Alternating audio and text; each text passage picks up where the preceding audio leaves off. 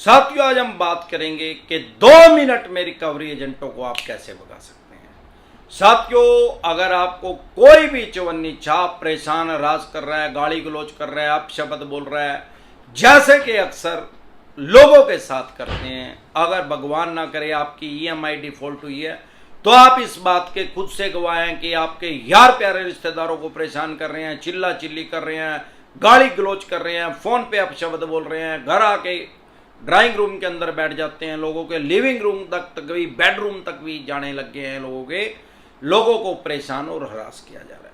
साथियों, अब सवाल आता है, क्या ये लीगल है रिकवरी एजेंट या ये इनलीगल है?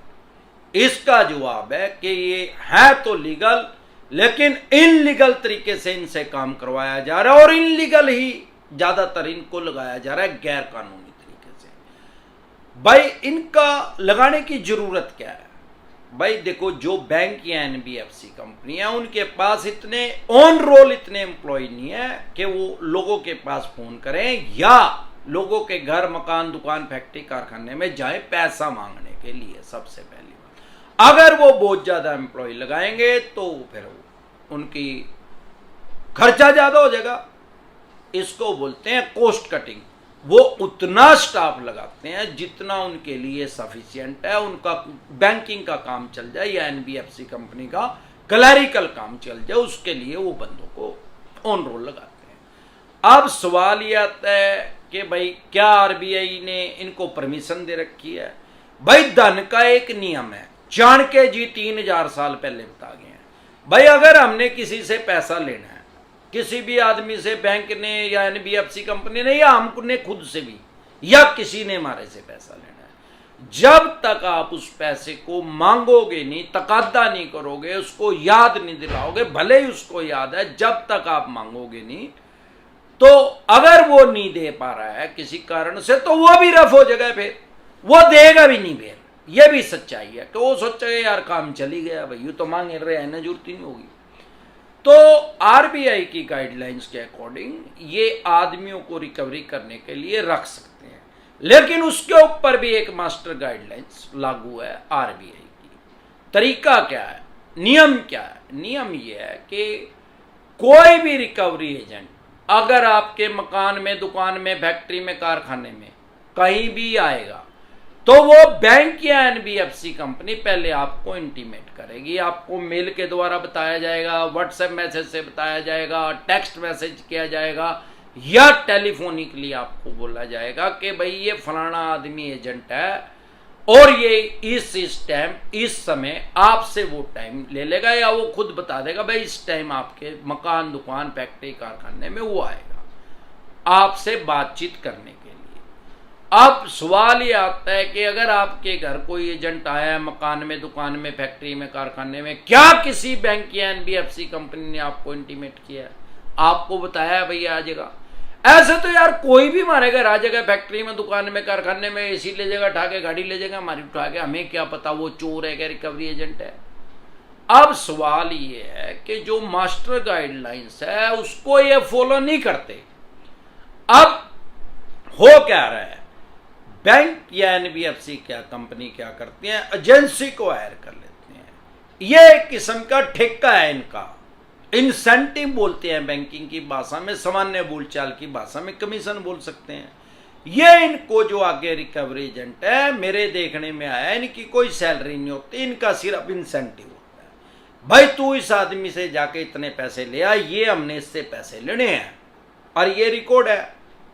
अब अनऑफिशियली इनको ट्रेनिंग दी जाती है कि भाई इनके साथ गाली गलौज कर, लपटे पाड़, बकवास कर, राज कर, परेशान कर, किसी भी तरीके से साम दाम दंड भेद यूज करके बैंक या एनबीएफसी कंपनी का पैसा वापसी लिया। उनको भी पता है कि गैर कानूनी बात हम इसको सिखा रहे हैं और ये सामने वाला जाके गैर कानूनी बात करेगा। अब ये क्या करते हैं, उसको लीगल अथॉराइड ही नहीं करते उस कंपनी को, या लीगल अथॉराइड कर दिया तो वो जो रिकवरी एजेंट आपके मकान, दुकान, फैक्ट्री, कारखाने में आ रहे हैं, वो उनको अथॉराइड नहीं करता।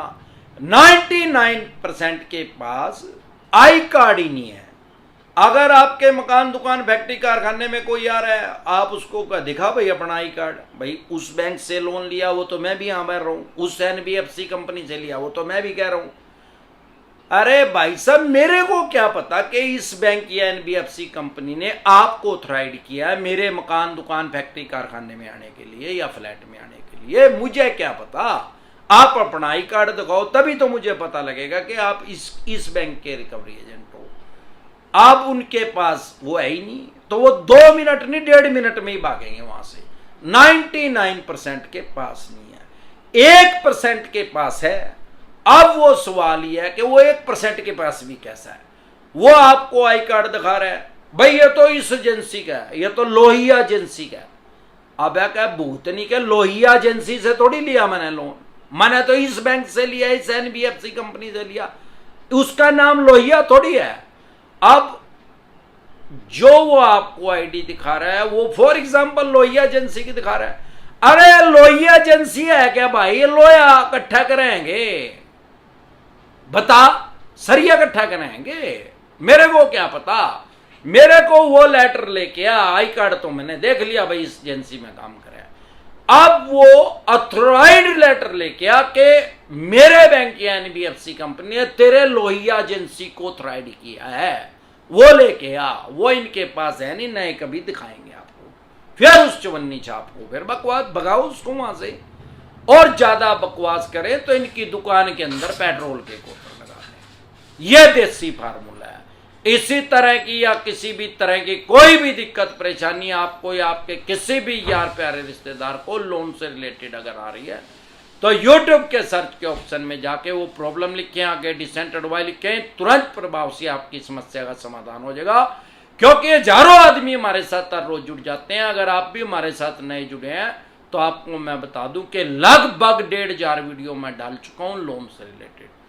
आपको YouTube के सर्च के ऑप्शन में वो प्रॉब्लम लिखनी है, आगे डिसेंट एडवाइस लिखना है, तुरंत प्रभाव से आपकी समस्या का समाधान हो जाएगा। इसके अलावा अगर आप हमारे साथ टेलीफोनिकली जुड़ना चाहते हैं, पर्सनल मीटिंग करना चाहते हैं, फिर आपका लोन 2 करोड़ का है, 5 का है, 25 का है, 50 करोड़ का है, जितने भी करोड़ का आपका लोन है, किसी भी तरह का आपका सिक्योर लोन है, आपके पास सरफेसी एक्ट 2002 के तहत नोटिस आ रहा है, 13(2) का आ रहा है, 13(4) का आ रहा है, सिंबॉलिक पोजीशन का रहा है, फिजिकल पोजीशन का रहा है, डीएम साहब का रहा है, 138 नेगोशिएबल इंस्ट्रूमेंट एक्ट 1881 का रहा है, पेमेंट एंड सेटलमेंट एक्ट 2007 का रहा है, या आर्बिट्रेशन एंड कंसोलिडेशन एक्ट 1996 का रहा है, या रिकॉल नोटिस आ रहा है, या इसके अलावा भी किसी भी तरह का कोई भी नोटिस आ रहा है, वो सभी लेके आप मेरे से पर्सनल मीटिंग कर सकते हैं, पर्सनली एडवाइस ले सकते हैं, या टेलीफोनिकली भी एडवाइस ले सकते हैं। उसका क्या प्रोसेस है, आपकी स्क्रीन पे कमेंट बॉक्स के अंदर एक नंबर आया हुआ है